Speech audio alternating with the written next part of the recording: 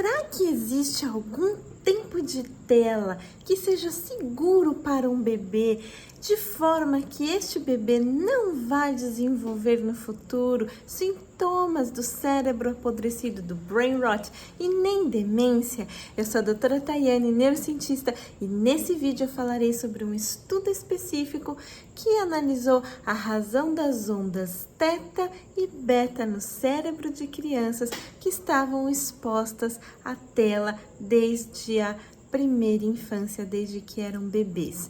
O que esse estudo nos conta? Esse estudo, ele analisou mais de 400 crianças, 437 crianças ao todo, e eles fizeram um exame chamado eletroencefalograma para identificar as ondas teta, que são as ondas de baixa frequência, que são encontradas quando o cérebro não está executando uma atividade importante, não está exercendo aí a sua cognição, não está resolvendo problemas, não está pensando, filosofando, ou mesmo fazendo contas, por exemplo, de matemática.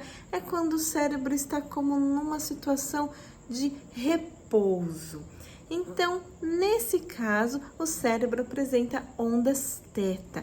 Quando o cérebro está ativo, ou seja, pensando, raciocinando, resolvendo problemas, planejando como vai fazer as coisas, organizando os pensamentos, controlando seus impulsos, o cérebro produz as ondas beta. Essas ondas são identificadas nesse exame, o eletroencefalograma, então é possível fazer uma razão entre essas ondas e verificar como está esse cérebro, se ele está mais em baixa frequência ou mais em alta frequência. E o que eles observaram?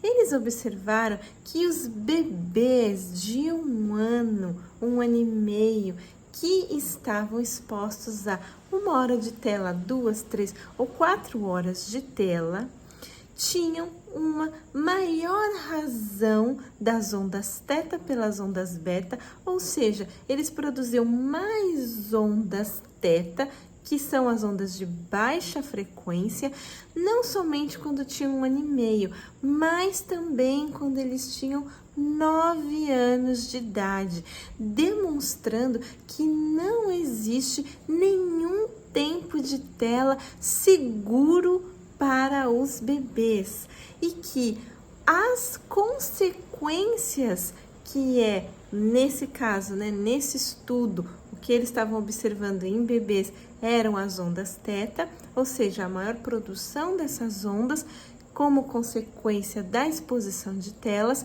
Essa consequência, ela permanecia e foi observada até as crianças completarem 9 anos de idade, quando eles também analisaram, em conjunto com as professoras dessas crianças, que já estavam na escola, a sua função executiva. O que é a função executiva? É tudo que faz o cérebro pensar, funcionar, estar ativo, produzir as ondas beta, ou seja, como eu disse, planejamento, solução de problemas, pode ser matemáticos, pode ser da vida, raciocínio sobre, por exemplo, uma poesia, algo que você leu, conexão de informações. Então, você já tem uma informação que você retém no seu cérebro e quando você encontra outra informação e elas têm alguma coisa a ver, você é capaz de conectar essa informação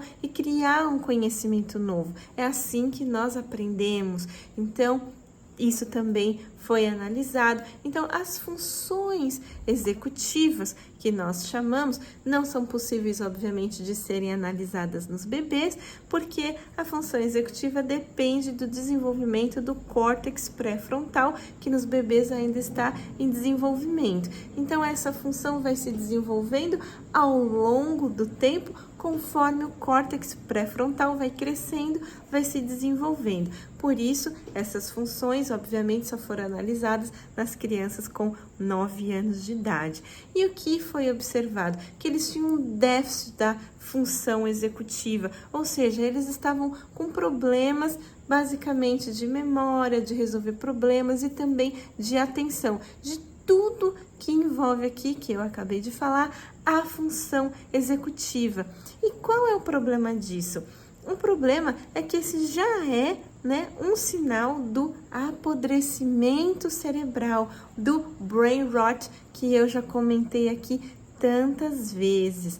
Por quê? Porque você coloca o cérebro naquele modo que eu já expliquei aqui, né, em outro vídeo, no modo de baixa frequência, no modo de descanso. Então, esse cérebro ele tem dificuldade, a partir de agora, de ser ativo para resolver problemas, para pensar.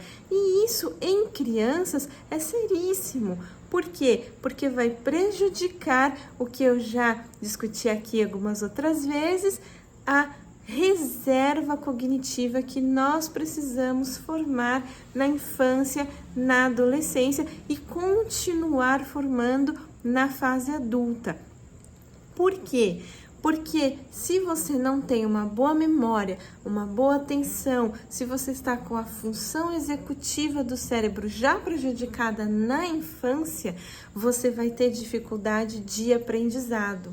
E se você não vai aprender, você não vai acoplar, né, aqueles conhecimentos, aquelas chaves que você precisa na sua mente para que ela seja uma mente mais ativa.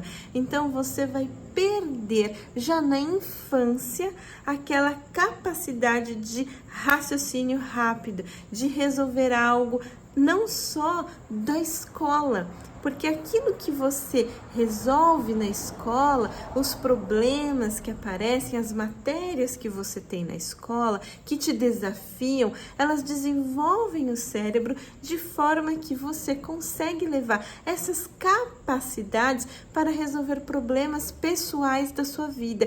Isso também está sendo perdido. Então a pessoa não forma essa reserva cognitiva.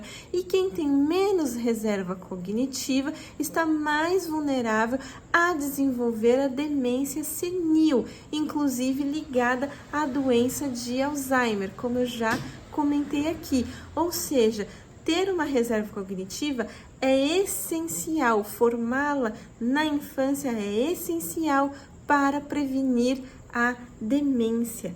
Além disso, nós podemos também lembrar, né, que eu já comentei aqui, quem quiser ver melhor pode procurar aí os meus outros vídeos, né, sobre isso, que o cérebro, quando ele está em declínio cognitivo, ele está um cérebro de baixa frequência. Inclusive, isso já foi demonstrado, que as pessoas que estão com declínio cognitivo pelo menos moderado ou já estão, né, diagnosticadas com demência, elas também têm a razão das ondas teta pela beta maior, ou seja, tem maior ondas teta, maior ondas de baixa frequência ali no cérebro analisadas no exame de eletroencefalograma.